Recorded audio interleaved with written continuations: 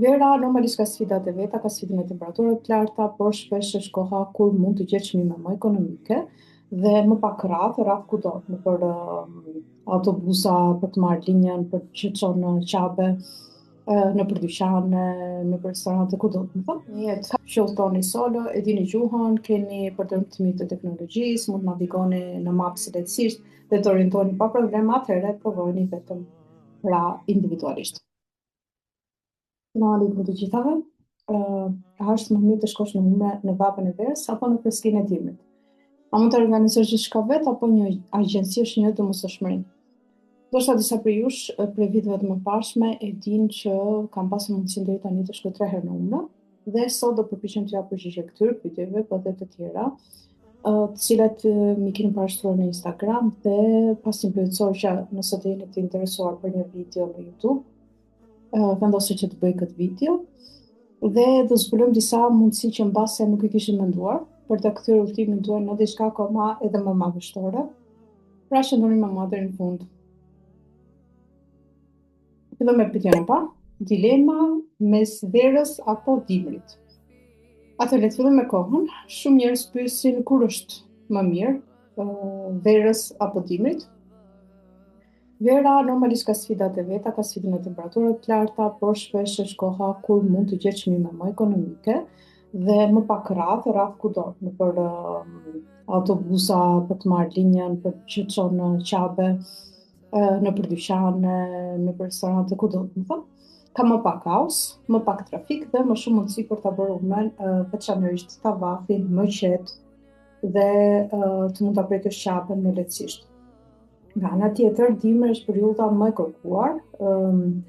Shëtitjet në Medinë dhe rrotët e qapës janë shumë herë më të lehta fizikisht, sepse nuk është aq vap, por duhet jeni gati për çmime pak më të larta dhe fluks më të madh njerëzish. Ka e kundërta asaj që ndodh në verë, pra ka më shumë trafik, ka më shumë rradh kudo dhe zgjedhja varet nga rezistenca juaj fizike dhe buxheti.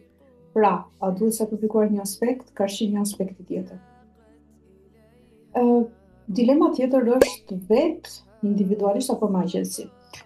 Kjo është pyetje $1.000.000.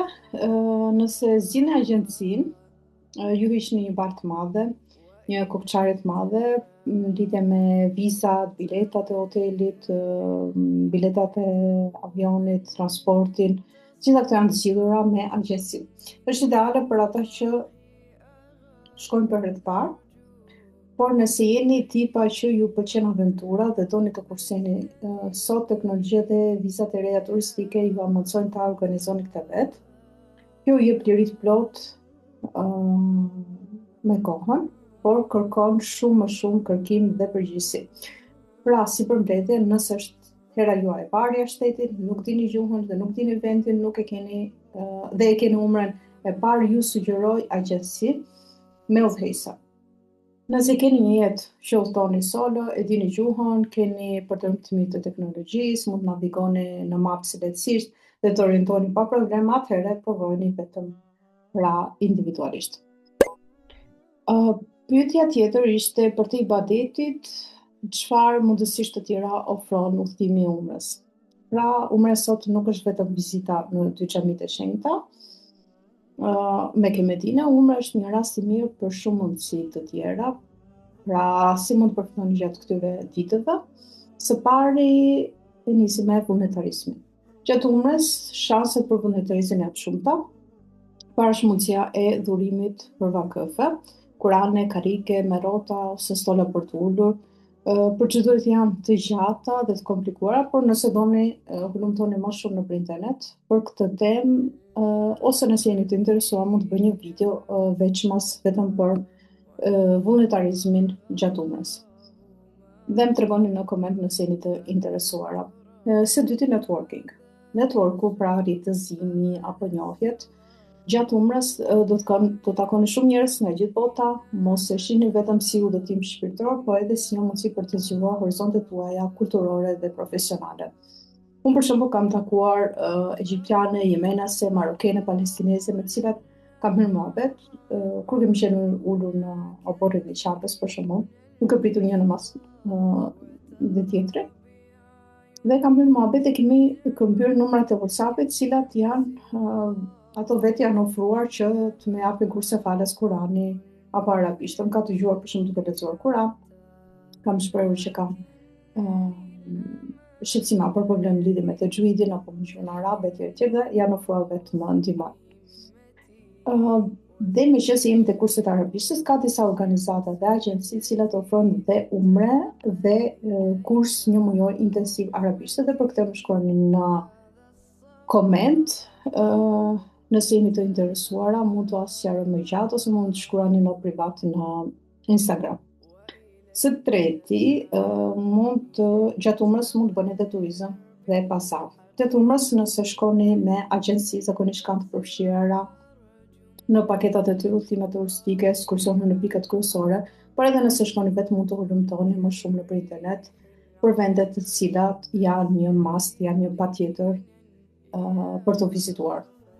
Unë për shembull pata mundësinë këtë herë umrën e tretë të vizitoj Medinën fal atij sistemi të atij autobusit hapur, i cili shëtiste gjithë Medinën nga një rcep i Medinës në tjetrin, por me një bilet goxha ekonomike për një periudhë 24 orëshe.